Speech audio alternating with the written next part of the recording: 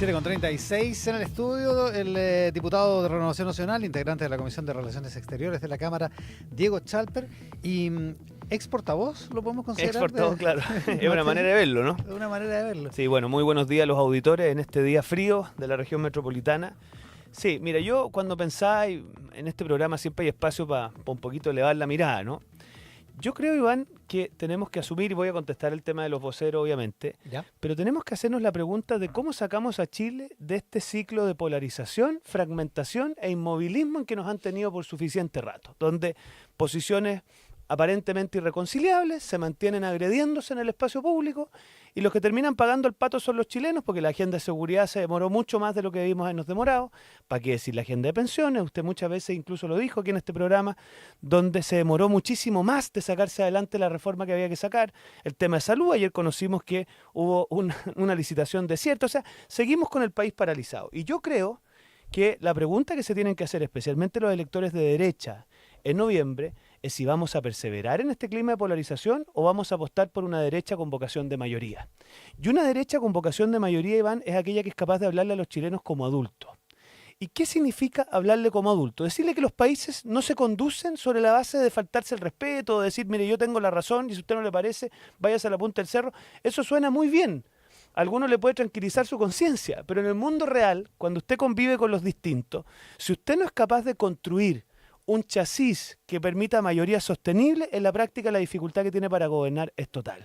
Y por eso yo creo que hay que atreverse desde Chile Vamos a ofrecerle al país una derecha con vocación de mayoría sin complejo. Y yo lo que veo, y aquí paso al tema de los voceros, que muchas veces a los voceros se les cargaba esta responsabilidad, que es una responsabilidad mucho más profunda, que es la responsabilidad de Chile Vamos, de ordenarse, de organizarse, para ofrecerle a Chile a fin de año una derecha capaz de construir mayoría. Una derecha, Iván, que no se queda en planes. Mire, si para hacer planes ya tuvimos al Frente Amplio. El Frente Amplio tenía plan para todo. Usted se acordará, hace 4 años tenían plan para lo que usted se imaginara.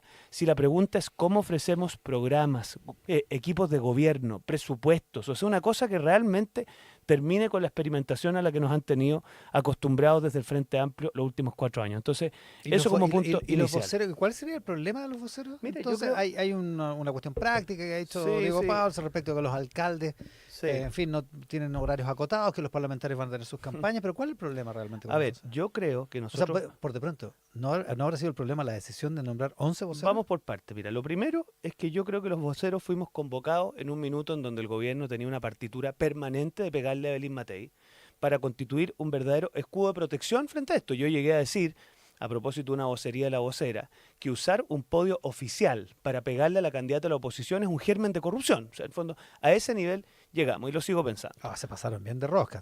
Incluso acusaron que había Está bien. bots financiados por el gobierno, ya que Eso, sin mostrar prueba alguna. Eso tiene la pega el otro Diego de explicarlo. Pero mire, lo que a mí respecta, yo te diría que esa tarea ya se cumplió.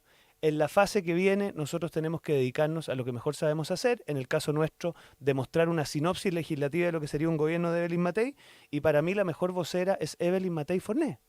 Aquí lo que necesitan los chilenos es ver quién es capaz de construir esas mayorías. Mire, yo escucho a algunos decir que aquí lo que ha faltado es carácter. Mire, si se tratara de tener carácter, pues Iván, el desafío sería muy fácil. Además, si alguien tiene carácter es Evelyn Matei. Si la pregunta es quién es capaz de concitar las mayorías necesarias para darle estabilidad a Chile. Y yo en eso creo que no hay ninguna duda que la única que es capaz desde la oposición es Evelyn Matei Forné. Deme un segundo, porque Sí. está muy líquida la situación entre Irán e Israel. Me parece que Donald Trump acaba de publicar en su red social, está arriba del avión presidencial, el presidente de Estados Unidos, y ha dicho que Israel no va a atacar a Irán, que todos los aviones han retornado.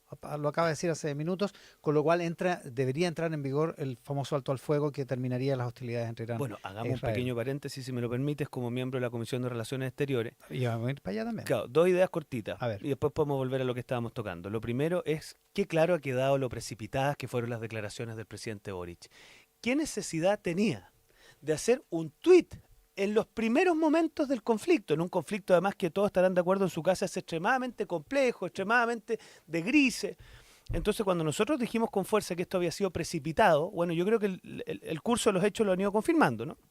Y O lo sea, si se segundo, iba a terminar el martes, no había necesidad, dice usted. o sea, en cualquier escenario, Iván, no había necesidad, El porque presidente dice que entendemos, son principios. Y el canciller también, es decía decir, ayer, a esta misma hora, decía acá. todos tenemos principios, pero aquí la pregunta del millón es, ¿él actúa como comentarista internacional, como líder de su coalición o como el presidente de la República de Chile, en donde lo que él dice tiene efectos geopolíticos respecto al país? Esa es la ¿No pregunta. le cree usted la defensa de los principios o no No, considera que no, no, eso... si él puede tener sus principios, pero él no es el jefe del Frente Amplio, pues si para eso está la presidenta del Frente Amplio, que ayer dijo cosas bien exacerbadas. Entonces, yo lo que le pido al presidente es que actúe como presidente, y lo otro, Iván, yo estoy muy sorprendido que en la Comisión de Relaciones Exteriores de la Cámara, y lo digo con mucha responsabilidad, hay un verdadero bloqueo para que llevemos adelante esa conversación. La presidenta de la comisión, a quien le envío todo mi saludo, efectivamente hoy día está con una situación de salud, pero el sistema establece, artículo 249 del reglamento, los mecanismos necesarios para que las comisiones se convoquen en situaciones como esta. Y usted comprenderá, en minutos cuando el gobierno está tomando la decisión de ir al BRICS, que en mi opinión es de una irresponsabilidad enorme, cuando tenemos esta coyuntura de un presidente que comenta una situación en los primeros minutos. No quiero agregar el tema del embajador de la OEA para no seguir agregando el tema, pero usted comprenderá que no tengo recuerdo de que en la víspera de una asamblea general renuncie el embajador de la OEA para irse a trabajar a la OEA. Eso, si quiere, lo podemos problematizar. Entonces, que en esa coyuntura no nos permitan sesionar en la Comisión de Relaciones Exteriores, para serle franco, da cuenta de que el gobierno en el fondo hoy día tiene alineadas sus huestes pensando en la proyección política del presidente, pero no velando adecuadamente por los intereses de Chile. Lo digo con mucha responsabilidad. Sobre el tema del embajador de la OEA, que se pidió una extensión para que pudiera asumir un cargo permanente en la OEA en las próximas semanas. El canciller Van Claveren decía ayer acá en Tele 13 Radio que eso es una responsabilidad del secretario general de la OEA, que eso no tiene que ver con el gobierno. Eso. Bueno, yo por eso te digo que me gustaría tanto tener esa comisión de relaciones exteriores con el canciller Van Claveren, porque evidentemente él no puede decir una cosa así. ¿Por A qué ver, no? A ver. porque él es el embajador de Chile en la OEA. Él llega a esa misión diplomática con el beneplácito del gobierno. Me imagino que cuando asume la jefatura de la candidatura del secretario general de la OEA, que hoy día no sé si lo recompensa, pero al menos aparece como curioso que este embajador haya jugado un rol tan principal, incluso antes de la posición oficial de Chile, y que hoy día parezca beneficiado con una dispensa, Iván, que no tiene paralelo en la historia de la diplomacia chilena. ¿Eso es una crítica al embajador Es o una al crítica, gobierno? es una crítica al gobierno en cuanto, por último, tiene una especie como de condescendencia con una actitud de un embajador que es muy curiosa. Mira, Chile va a ¿No es subir. parecido a lo que hizo Sebastián Piñera con Andrés Alamán? Bueno, y acuérdese que Sebastián Piñera le pidió el cargo a Andrea Alamán. Mm. O sea, en el fondo, a ver, ¿qué es lo que te quiero decir? Que acá los gobiernos, ante situaciones ¿Usted como dice que esta. la Secretaría General Iberoamericana le costó el cargo a No, Andrés no, no, Alamán? no. Yo lo que estoy diciendo es que enfrentado a esta situación, llegó un minuto, y esto es de público conocimiento, que el presidente Piñera le dijo a Andrés, mira Andrés, yo entiendo y es perfectamente legítimo que tú quieras aspirar a una cosa como esta, pero por lo tanto tú no puedes seguir en el cargo que está. Y Andrés lo entendió así, dejó su cargo, y bueno, usted sabe que desde la izquierda trataron de buscarle la responsabilidad y no lo lograron. Entonces, ¿qué le quiero decir con esto? Ya, pero era el canciller, po. Sí, pero bueno, sí, a ver. O sea, ya que estamos, si nos vamos a poner Sí, quisquillosos pues sí, con los oye, a ver, nombramientos, en digamos. esto no nos perdamos. Sí, el punto es el siguiente, es ¿qué se espera de Chile en su representación en la OEA? En minutos donde Chile va a participar de una asamblea general, en minutos donde Chile Iván va a asumir la presidencia temporal, en el marco de la Cumbre de las Américas. Vamos a enfrentar todo eso sin embajador, porque el embajador de Chile en la OEA se va a ir a participar de un cargo permanente en la OEA como cosa inédita. Yo creo, francamente, que eso al menos es calificable como imprudente, y le quiero preguntar al canciller si la dinámica va a ser que las distintas representaciones que tenemos en distintas partes del mundo van a tender a pitutarse como lo ha hecho este embajador o no. Ya, Eso es lo que me encantaría preguntar. toda esa materia de una reunión de la Comisión de Exteriores que no se ha podido concretar, digamos. Confiamos en que la se práctica. concrete pronto, se lo pedí ayer una vez más y lo voy a volver a hacer hoy día. Ya, volvamos al tema político. Usted dice, Evelyn Matei es la única que da gobernabilidad, es la única que puede hablarle a los chilenos como adultos, diciéndoles que las cosas no son tan fáciles y que los principios las posiciones duras no conducen a nada en la práctica. Arturo Esquella decía el otro día que hay algunos que empiezan a adorar la negociación, que empiezan a adorar el llegar a acuerdos como casi como una especie de fin en sí mismo, digamos. Yo me acuerdo, quizás estoy muy, mira, ya me pegaron los 40 años, pero yo me acuerdo que los de mi generación, señor Boric, el señor Jackson, eran absolutamente lapidarios contra lo que había sido la política de acuerdos de la concertación. Usted se acordará que trataban de la peor forma a la centroizquierda, y a alguien le cabe alguna duda a estas alturas que si no era por la centroizquierda este gobierno quizás terminaba, pero terminaba muy tambaleante. Entonces, yo lo que digo, hablarle a los chilenos como adultos es hacerles ver que las sociedades plurales y diversas y democráticas, usted para sacar adelante los temas necesita el apoyo de los distintos, Iván. Y por lo tanto, satanizar los acuerdos, a mí me parece una cosa media adolescente que me trae recuerdos del Frente Amplio y espero que entendamos todos que ser capaz de construir mayorías, lejos de ser un problema, es un atributo que solo hoy día tiene Evelyn Matei en la oposición. Entonces, yo creo que en eso, por ejemplo, valoro el apoyo de los amarillos en ese sentido, que gente de historias distintas esté dispuesta a unirse en torno a un futuro común es lo que nos permitió sacar un 62% en el rechazo. Ahora, no mantenernos en la posición irreconciliable. Lo que surge ahí como tema es si los bandazos, los cambios, los trastabilleos en el comando de Evelyn Matei dan efectivamente muestras de esa gobernabilidad, digamos, de esa mano firme que aparentemente los votantes de derecha al menos están esperando. A ver, yo creo que estamos todos claros que la temporada de cambios se acabó. O sea, con estos anuncios de esta semana, yo me imagino que ya consolidado el cuadro desde el día sábado, domingo, digo, ya la candidatura tiene que tomar un claro norte y yo creo que ese norte, en mi modesta opinión, es pasar al ataque.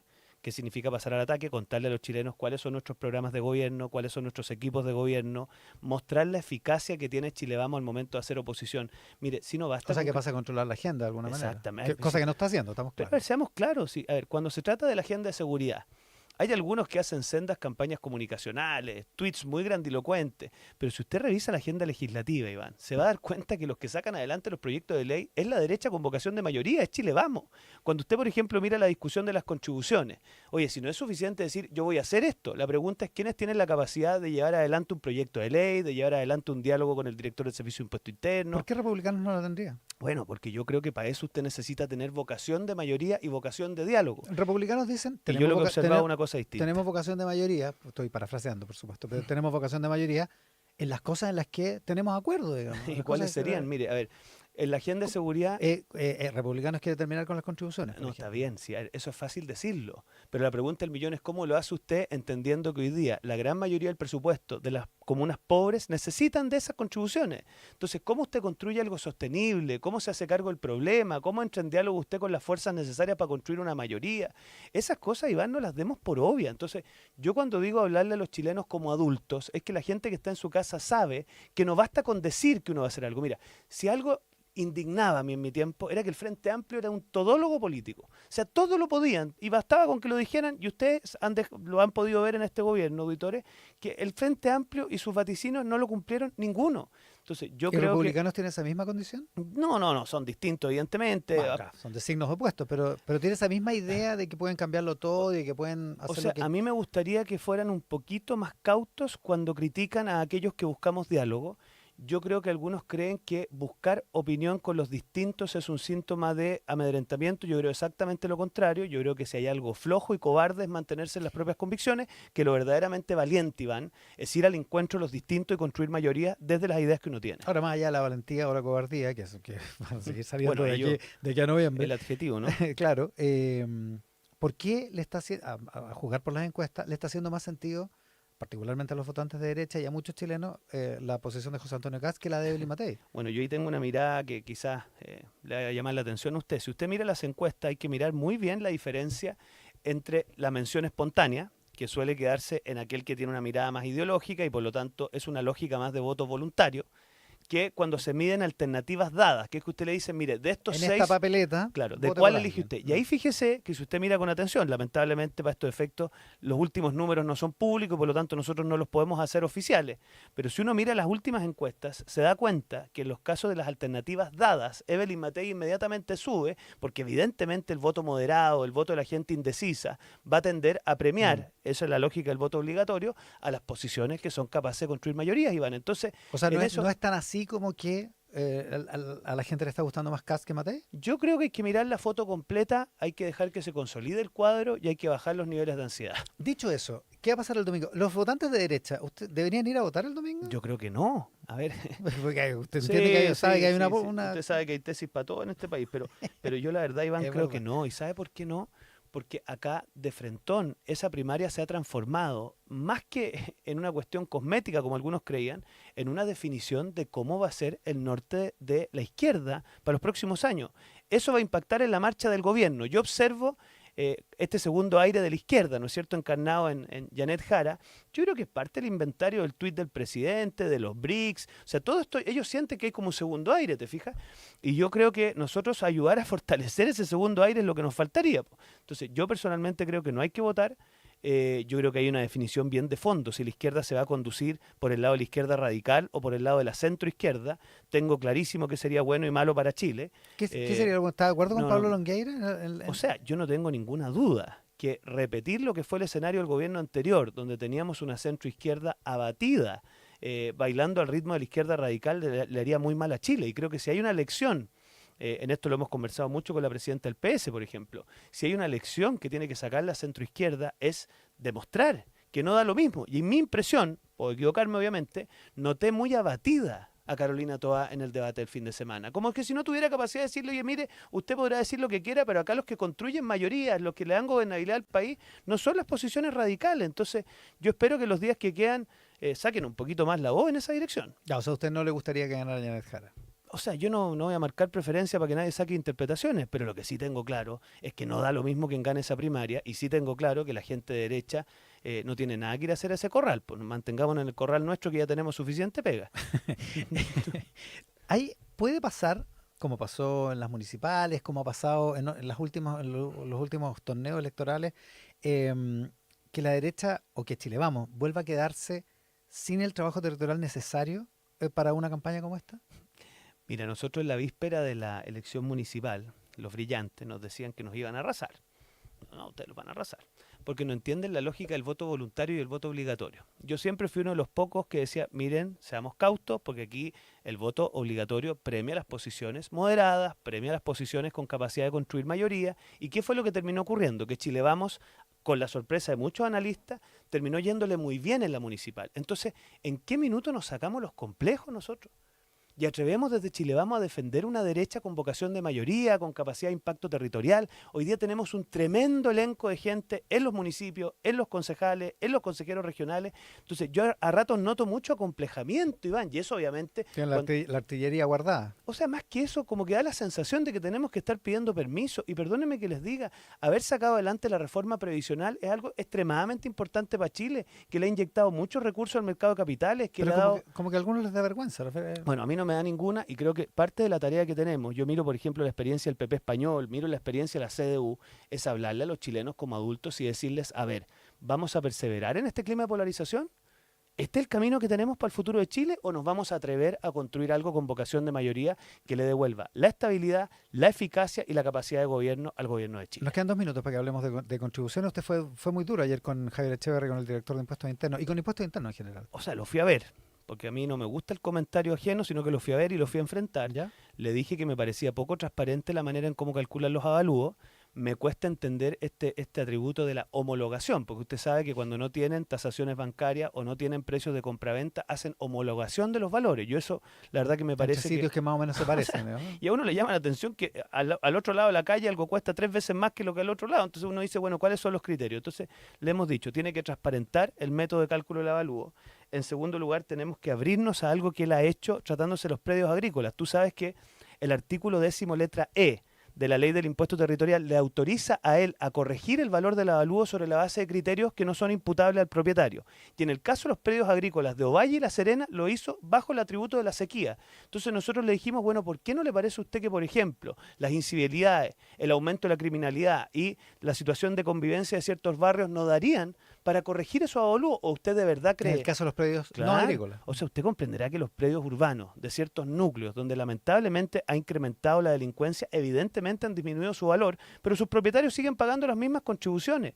Tenemos que abrir discusión sobre si le ponemos un tope, Iván, y esto quiero ser súper responsable, un tope asociado a los ingresos. Porque si usted dice, mire, yo soy un adulto mayor, de clase media, que me aumentó al triple el avalúo, por lo tanto las contribuciones se me triplicaron y por lo tanto hoy día no estoy en condiciones de pagar esas contribuciones, ¿cómo vamos a someter a ese estrés a nuestros adultos mayores en la recta final de su vida? Entonces, ¿qué hemos planteado? Que quizás habría que ponerle un tope, algunos dicen de un 3%, por ejemplo, del valor de los ingresos, de manera de hacer una correlación entre el valor patrimonial del bien raíz, pero también con los ingresos del propietario. Entonces, Ya, yo pero creo, eso último es una en materia de ley, materia de ley. efectivamente, Pero claro. respecto a las dos primeras cosas que son atribuciones de Echeverry, Bueno, yo espero que las haga. pero no le dijo nada. O sea, él dijo que lo iba a evaluar. Yo creo que él está muy enfocado. Mira, esta es la lectura que saqué de la reunión y me hago muy responsable.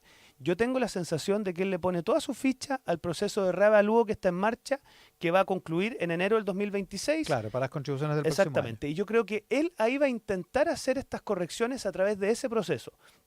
Nuestra opinión es que eso ya es tarde. O sea, a nosotros nos gustaría algo un poquito más proactivo, pero bueno, evidentemente él tiene las atribuciones para hacerlo. Y esta idea de las contribuciones, porque hay muchas ideas dando vuelta. Esta idea del tope de ingresos para las contribuciones de los adultos mayores, o que en un sentido ya existe. No solo los adultos mayores, para todo. yo establecería ese tope respecto de Para todo. todo, ya. Para todo. Sí, porque para algunos adultos mayores ya existe. Ahora, respecto al beneficio para los adultos o sea, mayores, yo la verdad que creo que hay que incrementar, porque usted sabe que está asociado a cierto nivel de valor de la Exacto. propiedad, que en caso de ciertas propiedades para sectores de clase media, lamentablemente se ha quedado corto. Se queda corto. La idea de que no se paguen contribuciones por la primera vivienda. A ver, hay que ¿Mucho? estudiarlo, pero yo tengo la sensación de que tenemos la responsabilidad, y ahí de nuevo la idea de la derecha con vocación de mayoría, pues Iván, y vocación de responsabilidad, tenemos que encontrar una ecuación que le permita a los municipios contar con recursos, exigirle mucho más, perdónenme la expresión en inglés, accountability a los municipios, pero al mismo tiempo entender que hoy día una familia de clase media o una persona del adulto mayor vea en las contribuciones un agobio cotidiano es algo que simplemente no podemos seguir tolerando. ¿Debería ser tema de la campaña de Matei? Totalmente, pero de nuevo, en este foco, ser capaz de hacer cosas sostenibles y, perdóname la reiteración, hablarle a los chilenos como adultos. Los chilenos, mira, yo me he dado cuenta en el recorrer de estos años, los chilenos son mucho más sensatos de lo que algunos creen y por lo tanto hay que atreverse a hablarle como adultos. Diego Chalper, diputado de Renovación Nacional, aparentemente ex portavoz de... No, va a seguir siendo portavoz, ¿no? O sea, Los ayer nos dijeron que parlamentarios, cumplíamos otros roles ahora. Muchas gracias por la gente. Gracias a ustedes, que les vaya muy bien. Diego Chalper esta mañana aquí en Mesa Central. Pausa y volvemos.